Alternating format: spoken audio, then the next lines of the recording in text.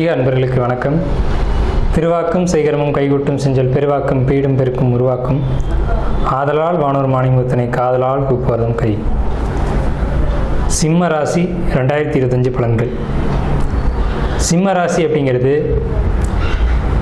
ஒரு அற்புதமான ஒரு ராசி அப்படின்னு சொல்லலாம். ஏன்னு கேட்டிங்கன்னா, குழந்தைத்தனமானவர்கள், ரொம்ப நேர்மையானவங்க, யதார்த்தமானவங்க, வெளிப்படையானவங்க.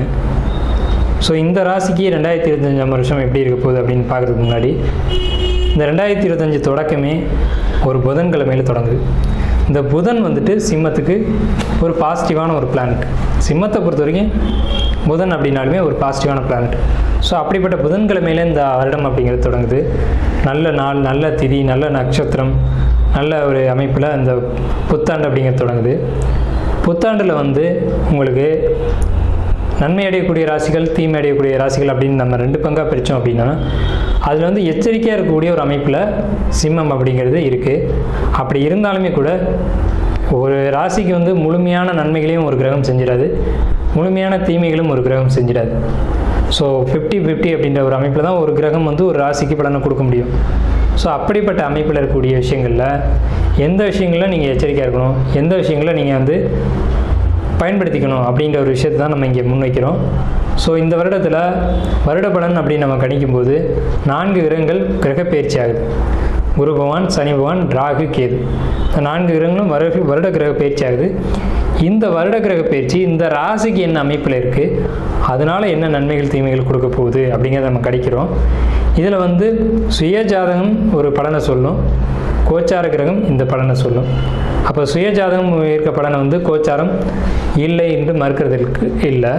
இருந்தப்போவும் கோச்சாரம் ஒரு சில நன்மைகளை கூடுதலாக செய்யும் அல்லது தீமைகளை செய்யும். அதுதான் நம்ம இப்போ இங்கே பார்க்குறோம். ஸோ அந்த விதத்தில் எடுத்துக்கும் போது உங்கள் ராசிக்கு, சிம்ம ராசிக்கு ஒரு 65% 70% நன்மைகளை தான் கோச்சாரம் செய்யுது, தீமைகளை செய்யலை. ஸோ உங்கள் பிறப்பு ஜாதகத்தில் உங்களுக்கு பாதிப்புகள் இருந்தாலும் கூட அந்த பாதிப்புகளை நிவர்த்தி செய்யும் விதமாக தான் இந்த கோச்சாரம் இருக்குது. ஸோ இந்த பலன்கள் என்ன அப்படிங்கிறத நம்ம பார்ப்போம். சிம்ம ராசிக்கு மே 15ஆம் தேதி என்ன, 2ஆம் இடத்துல இருக்க கேது ராசிக்கு வர்றாங்க. மே 15ஆம் தேதி அன்றைக்கி பார்த்தீங்க அப்படின்னா 2ஆம் இடத்துல இதுவரைக்கும் இருந்துகிட்டு இருக்க கேது ராசிக்கு வர்றாங்க. ஸோ இதனால் என்னன்னு கேட்டிங்கன்னா, 2ஆம் இடம் அப்படிங்கிறது தன வரவு ஸ்தானம். இது வரைக்கும் தன வரவில் தடையை ஏற்படுத்தி இருந்தவுடைய கேது விளைகிறார். அதாவது ராசிக்கு வந்துடுறாங்க. ராசிக்கு கேது வந்துட்டால் முடிவுகளில் ஒரு தெளிவுகள் இருக்கும். எதை சிந்திச்சு செய்வீங்க, ஒரு நல்ல முடிவாக இருக்கும். பிறருடைய ஒரு பாராட்டுதலுக்குரிய விஷயத்தை நீங்கள் செய்வீங்க. ஏன்னா கேது ஞான மோட்சக்காரகன்னு பேர்.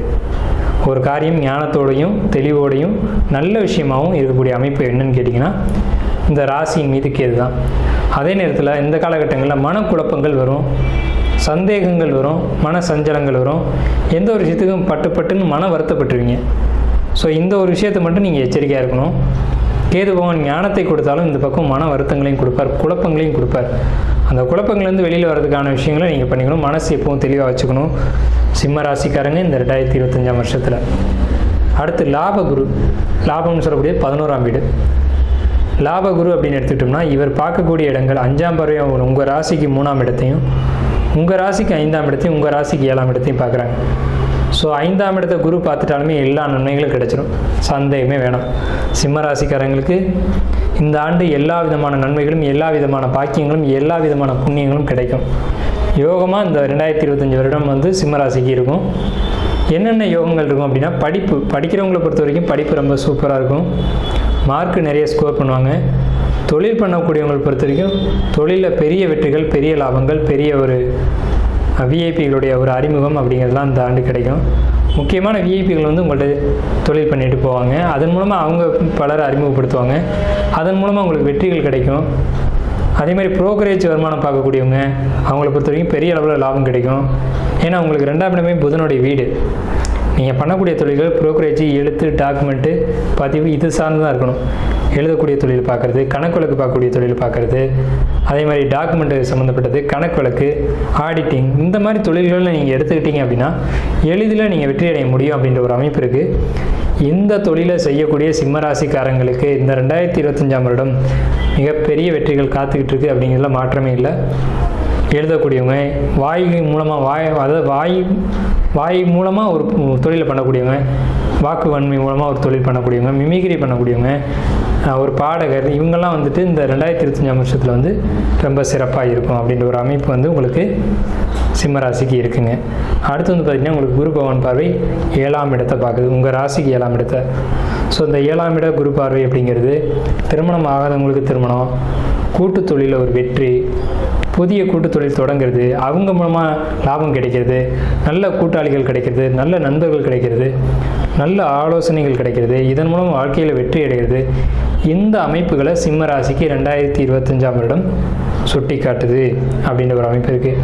உங்கள் ராசிக்கு 8ஆம் வீட்டில் 7 கூடிய சனி பகவான் மறைகிறாங்க. இதனால் என்னன்னு கேட்டிங்கன்னா உங்களுக்கு பேர் வந்து இந்த ஆண்டுக்கு அஷ்டமச்சனி அப்படின்னு பேர். எச்சரிக்கை தேவை அப்படிங்கிற ஒரு விஷயம் இருக்குது. யாரையும் நம்பக்கூடாது, எந்த ஒரு விஷயத்துலையும் கவனம் இல்லாமல் இருக்கக்கூடாது. எதை எடுத்தாலும் ஒரு கவனத்தோடு செய்யணும், எந்த ஒரு விஷயத்துலையும் குறை விட்டுறாமல் செய்யணும். அதாவது ஒரு டாக்குமெண்ட் சார்ந்த விஷயங்கள ரொம்ப எச்சரிக்கையாக இருக்கணும், கையெழுத்து போடுற விஷயங்கள ரொம்ப கவனமாக இருக்கணும், ஜாமீன் கொடுக்குற விஷயம், அதே மாதிரி யாருக்காவது கேரண்டி கொடுக்கக்கூடிய விஷயம், யாரை பற்றி நம்ம இன்னொருத்தர்கிட்ட பேசக்கூடிய விஷயம், இந்த விஷயங்கள்லாம் நீங்கள் எச்சரிக்கையாக இருக்கணும். அது ஒருத்தரை பற்றி நீங்கள் கருத்து தெரியக்கூடாது, ஒருத்தரை இட்டு நீங்கள் பொறுப்பு ஏற்படுத்திக்கூடாது. அவர் நல்லவராகவே இருக்கலாம், ஆனால் அவரும் உங்களுக்கு உதவி செய்ய முடியாத ஒரு சூழல் வரலாம். அதனால் யார் சம்மந்தப்பட்ட பொறுப்புகளையும் நீங்கள் சுமந்துக்கக்கூடாது. அதே மாதிரி புதிய தொழில்கள் தொடங்குறத கொஞ்சம் தள்ளி வச்சுக்கணும். நீங்கள் இந்த 2025 மார்ச்சுக்கு பிறகு புதிய தொழில்கள் தொடங்க வேண்டாம், அதுக்கு முன்னாடி தொடங்கிருங்க. இல்லை அப்படின்னா 2025 முடிஞ்சதுக்கு பிறகு தொடங்குங்க. இந்த இடைப்பட்ட காலம் அஷ்டமச்சனியில் ஒரு தொழில் தொடங்குனீங்க அப்படின்னா அந்த தொழில் மூலமாக உங்களுக்கு நெருக்கடிகள், தொந்தரவுகள் இதெல்லாம் இருக்கும். தொழில் நல்லா தெரிஞ்சாலும் கூட நீங்கள் அந்த சில விஷயங்களை கவனம் இல்லாமல் விட்டுட்டு அதனால் சில பிரச்சனைகளை சந்திக்க வேண்டியிருக்கும். அதே மாதிரி கூட்டாளிகள் பொறுத்த வரைக்கும் நம்பினா முழுமையாக நம்பிடுங்க, இல்லைன்னா நம்பவே நம்பாதீங்க. ஒருத்தரை பற்றி இன்னொரு கருத்து சொல்கிறார் அப்படின்னா அதை நீங்கள் நேரடியாக ஆய்வு செய்யுங்க. அவர் சொன்னது உண்மைதானா அப்படின்னு நீங்களாக ஒரு முடிவுக்கு வராதிங்க. ஏன்னா மிஸ்கம்யூனிகேஷன் அப்படின்னு சொல்லக்கூடிய இந்த மாதிரியான ஒரு அமைப்பு, நீங்கள் சொல்கிறத போய் தெரிச்சு வேற ஒருத்தர் வேறு மாதிரி சொல்லக்கூடிய அமைப்பும், அவர் சொல்லக்கூடிய விஷயத்த உங்கள்கிட்ட வேறு மாதிரி சொல்லக்கூடிய ஒரு அமைப்பும் இந்த 2025 உங்களுக்கு ஏற்படும். ஸோ இந்த விஷயங்களை பொறுத்த வரைக்கும் நீங்கள் கவனமாக இருக்கணும் அப்படின்ற ஒரு அமைப்பு இருக்குது. லக்னக்கேது 7ஆம் இட ராகு, 7ஆம் இடத்துல ராகு அப்படின்னா கணவன் மனைவிக்குள்ள ஒரு அண்டர்ஸ்டாண்டிங் அப்படிங்கிறது நல்ல விதமாக ஏற்படும் அப்படின்ற ஒரு அமைப்பு இருக்குது. இருந்தாலும் விட்டு கொடுத்து போகணும்.